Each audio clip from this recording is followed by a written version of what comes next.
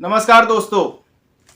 मणिपुर में आज कल जो भी हो रहा है, जो भी तनाव की घटनाएं हो रही हैं, दंगा हो रहा है, फसाद हो रहा है, उस सब को लेकर मणिपुर की जनता ही नहीं और सभी भारतवासी हम सब तनावग्रस्त हैं।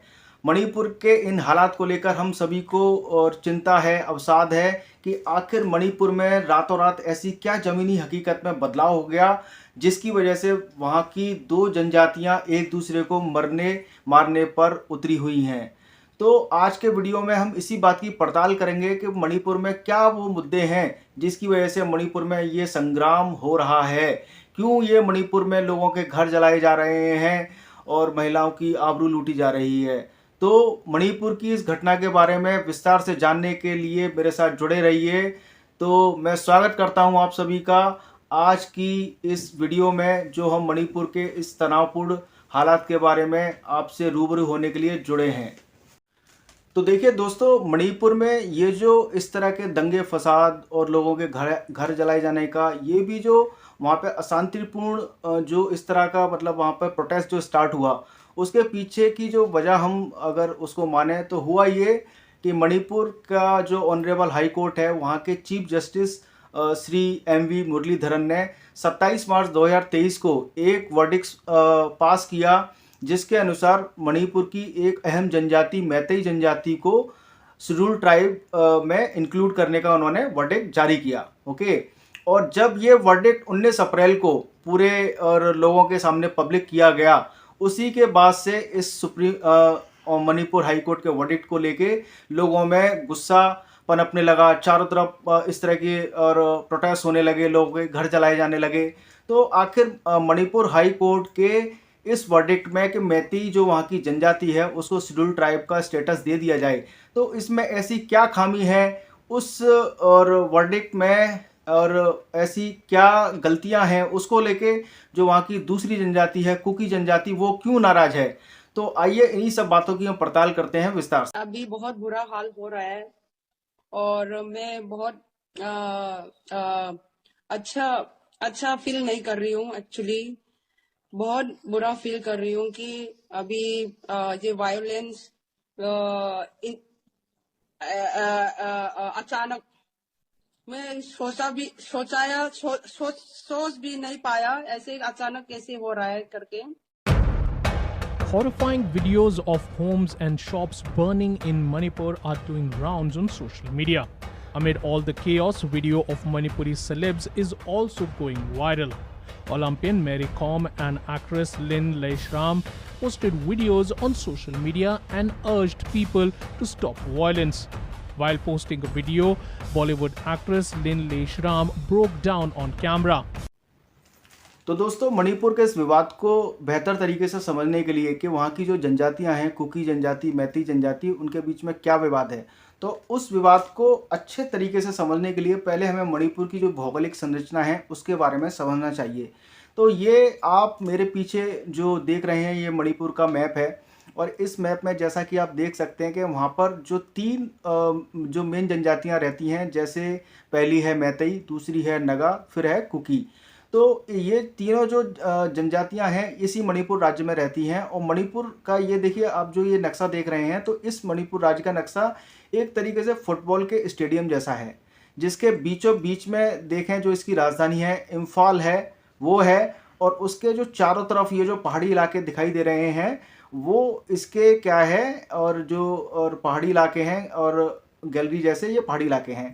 तो जो बीच में इसकी राजधानी है इम्फाल, यहाँ पर इसकी ये मैतेई समुदाय के लोग रहते हैं और ये समझा जाता है कि मैतेई ने ही मणिपुर को बसाया था। और जो बाकी का जो ये आपको आउटर एरिया दिख रहा है इम्फाल के बाहर का, वेस्ट इम्फाल और ईस्ट इम्फाल के बाहर का, यहाँ पर आपके कुकी जनजाति के लोग रहते हैं।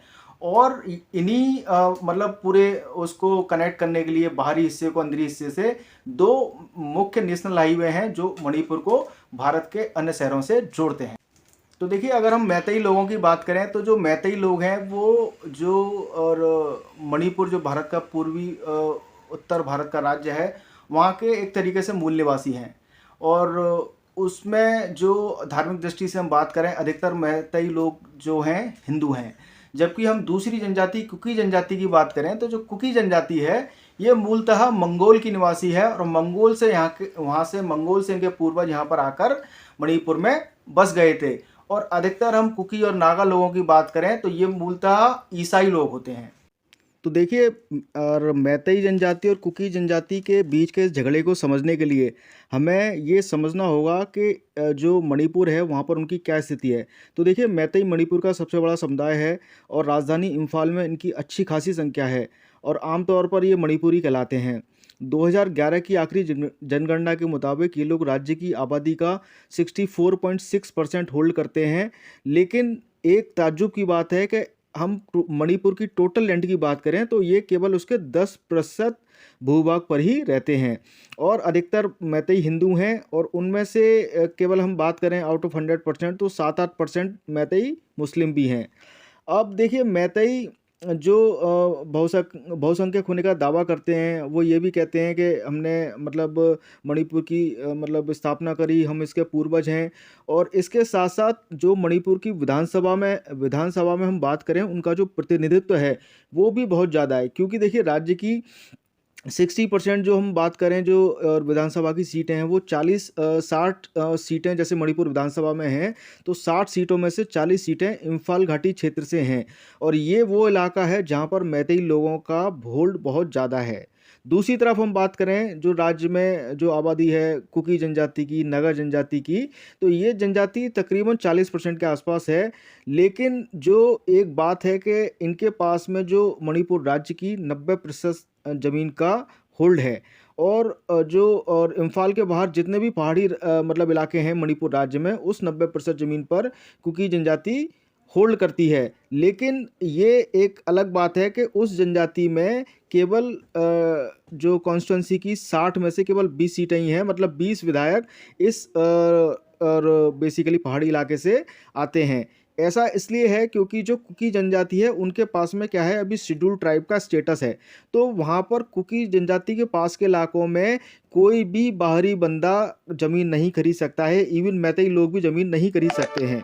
और यही जो स्पेशल स्टेटस है जो कुकी समुदाय को मिला हुआ है उसी को लेके और मैती समुदाय के लोगों को आपत्ति थी। उन्होंने फिर इसके लिए हाई कोर्ट का दरवाज़ा खटखटाया सन 2012 में और तब से वो अपने हक़ के लिए लड़ाई लड़ रहे हैं।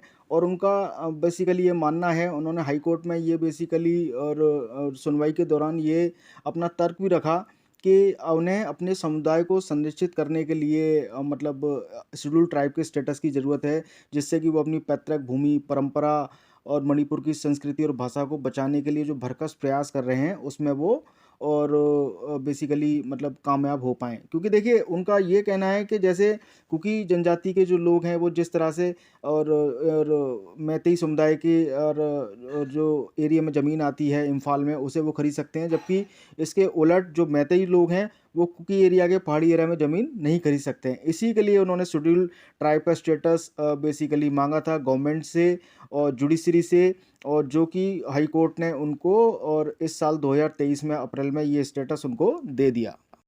तो देखिए ये सारा बेसिकली माजरा जानने के बाद में आप ये कह सकते हैं कि हाई कोर्ट के उस फैसले से नाराज़ होकर ही बुधवार का ही वो दिन था, 3 मई का दिन था, जब और मणिपुर के एक ज़िले चुराचांदपुर के तोरबंग इलाके में और हिंसा भड़की। और ये हिंसा भड़काने में जो हम कह सकते हैं जो मेन मतलब और कंट्रीब्यूशन था जो और उनका हाथ था, तो वहाँ पर एक स्टूडेंट यूनियन है, all tribal student union Manipur. तो उन्होंने एक ये आदिवासी एकजुटता मार्च बुलाया था और यही टिपिंग पॉइंट था जहाँ से ये हिंसा भड़की। उसके बाद में ये जो हिंसा भड़की उसके बाद में नगा और कुकी आदिवासियों के इस मार्च में भड़की हिंसा ने एक ही रात में भयंकर रूप ले लिया। और उसके बाद में और बेसिकली जब कुकी और नगा आदिवासियों ने ये मतलब प्रोटेस्ट किया और हिंसा करी, तो मैतेई लोगों ने भी फिर उसका क्या है जवाब दिया और उसके बदले लेकिन उन्होंने जो किया कि उसका ना तो मैं समर्थन करता हूँ और कोई भी समर्थन नहीं करेगा। तो उन्होंने कुकी लोगों के गाँव में घुसकर उनके घरों में आग लगा दी और बाकी मतलब इस तरह के और लेडीज़ों के साथ और बाकी चीज़ों के साथ उन्होंने बदतमीजी करी, संपत्ति की तोड़फोड़ करी। और ये हालांकि सरासर गलत था। और इस हिंसा के भड़कने के बाद में मणिपुर में कर्फ्यू लगा दिया गया और इंटरनेट सेवाएं पूरी तरह से बंद कर दी गई। इसी बीच हिंसा के दौरान 3 और 4 मई को चुराचंदपुर में कुछ ऐसा हुआ जिसने बेसिकली पूरे देश को झकझोर कर रख दिया। तो 4 मई की रात को और मैतेई समाज के कुछ पुरुषों ने हिंसा के दौरान कुकी समाज की 2 महिलाओं को और हिंसा के दौरान और नग्न करके पूरे गांव में परेड कराया। तो हालांकि उस समय क्या है, इंटरनेट बैन था मणिपुर में, तो ये जो खबर थी और ये जो वीडियो था हमें और इसके बारे में नहीं पता चल पाया। लेकिन जब 19 जुलाई को ये वीडियो जब इंटरनेट बहाली मणिपुर में हुई, उसके बाद जब ये वीडियो वायरल हुआ, तो जिसने भी ये वीडियो देखा वो बिल्कुल स्तब्ध रह गया कि इस तरह का मतलब बर्ताव हम किस तरह से महिलाओं के साथ कर सकते हैं। इसे देख के सारे ही जो लोग थे वो बहुत ही और अचंभे में थे। उसके बाद में भारत सरकार ने इस पर तुरंत एक्शन लेते हुए जो भी सोशल मीडिया साइट्स हैं, ट्विटर हैं, फेसबुक हैं, यूट्यूब हैं, उनसे इस वीडियो को तुरंत हटाने के निर्देश दिए और उसके बाद ये वीडियो वहाँ से हटाया गया। उसके बाद में जो उस घटना के आरोपी थे और पुलिस ने उनको अरेस्ट करके और उनको और रिमांड पर अंदर और भेज दिया है। तो दोस्तों मैं आशा करता हूं कि मणिपुर के इस घटनाक्रम के बारे में जो भी और अप्रैल मई की हिंसा जब जब से स्टार्ट हुई और अब तक जो भी डेवलपमेंट्स थे उनके बारे में मैंने आपको जो ये सूचना दी है, तो आपको ये बेसिकली और समझ में आया होगा कि किस वजह से मणिपुर में टेंशन है। हालांकि इसमें गवर्नमेंट का कोई रोल नहीं है, जैसा कि विपक्ष बेकार में हंगामा कर रहा है कि भाई और मतलब मोदी जी मतलब रिजाइन दे दें, अमित शाह रिजाइन दे दें, या जो वहाँ के बीरेंद्र सिंह मुख्यमंत्री हैं मणिपुर के वो रिजाइन दे दें। तो इसमें गवर्नमेंट का कुछ भी और इन्वॉल्वमेंट नहीं है, कुछ भी उनका ऐसा और डायरेक्टिव्स नहीं है जिसकी वजह से ये मणिपुर में हिंसा हुई। ये जो था डिसीजन, ये मणिपुर हाई कोर्ट का डिसीजन था जिसने कि मैतेई जो समुदाय को और शेड्यूल ट्राइब का स्टेटस दिया, जिसकी वजह से हिंसा भड़की। और उसके बाद में गवर्नमेंट इसको पूरे तरह से कंट्रोल करने में लगी हुई है और हालात मतलब जल्द ही जहाँ तक है काबू में आ जाएंगे।